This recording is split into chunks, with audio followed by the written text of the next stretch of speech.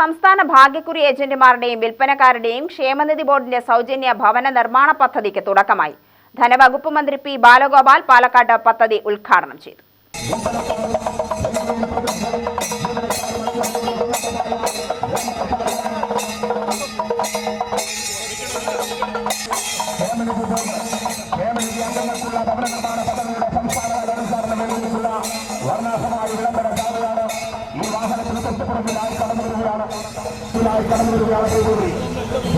അംഗങ്ങൾക്കുള്ള ഭവന നിർമ്മാണ പദ്ധതിയുടെ സംസ്ഥാനതല ഉദ്ഘാടനം അല്പനിമിഷങ്ങൾക്കുള്ളിൽ പാലക്കാട് കൊട്ടമൈതാനിൽ വെച്ച്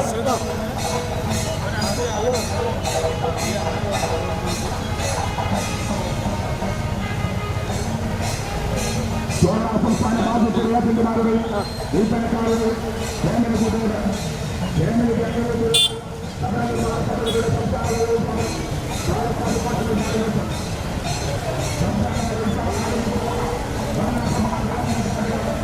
മൊത്തം 100 വീടുകളാണ് നിർമ്മിച്ചു നൽകുന്നത്. ഭാഗ്യക്കുറിയുടെ ലൈഫ് വിഷു ബമ്പർ ലോട്ടറിയുടെ ലാഭവിഹിതം വിനിയോഗിച്ചാണ് പദ്ധതി പൂർത്തിയാക്കുക.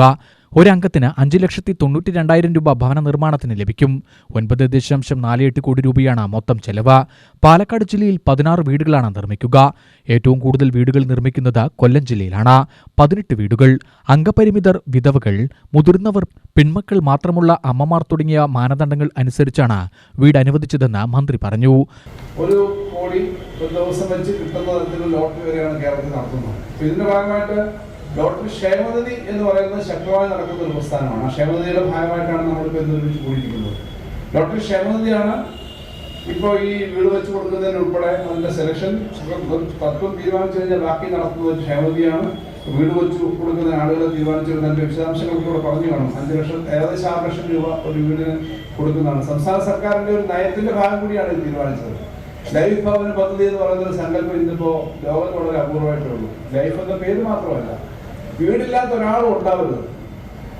പാമ്പുകൾക്ക് മാളമുണ്ട്, പറവകൾക്ക് ആകാശമുണ്ട്, മനുഷ്യപുത്രന് തലചായ്ക്കാൻ മണ്ണിലിടമില്ല എന്ന് നമ്മുടെ മലയാളത്തിലെ പഴയ സിനിമാ ഗാനങ്ങളിലെ പ്രശസ്തമായ ഒരു സിനിമയാണ്.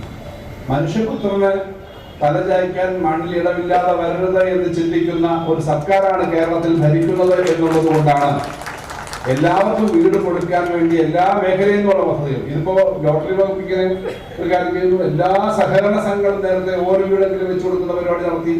നമ്മുടെ സംഘടനകളും രാഷ്ട്രീയ പ്രസ്ഥാനങ്ങളും പ്രവർത്തകരും ഒക്കെ ഇക്കാര്യം ചെയ്യുന്നു. ഇപ്പോൾ വയനാട് ചൂരൽമല ദുരന്തമുണ്ടായപ്പോൾ തന്നെ വീടുകൾ കൊടുക്കാൻ, നൂറുകണക്കിന് വീടുകൾ കൊടുക്കാൻ സന്നദ്ധ സംഘടനകൾ മുന്നോട്ട് വന്നു, പ്രസ്ഥാനങ്ങൾ വന്നു. ഇതൊക്കെ നിങ്ങൾക്കറിയാം. അതൊരു ബോധമായിട്ട് നമ്മുടെ നാട്ടിൽ വരുന്നു. അതുകൊണ്ട് തന്നെയാണ് ഈ നവംബർ 1 ചരിത്ര പ്രഖ്യാപനം നടക്കാൻ പോകുന്നത്. കേരളത്തിന്റെ നിയമസഭ പ്രത്യേകമായ ഒരു ദിവസത്തെ സമ്മേളനം ചേരുകയാണ്.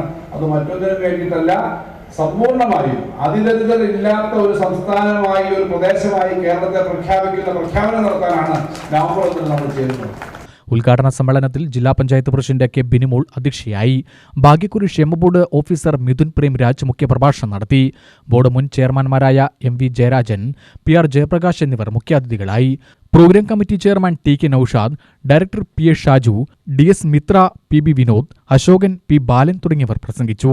ഉദ്ഘാടനത്തിന് മുന്നോടിയായി കോട്ടമൈതാനത്തിന് ചുറ്റും ലോട്ടറി ഏജന്റുമാരുടെയും വിൽപ്പനക്കാരുടെയും വിളംബര ജാഥ നടത്തി.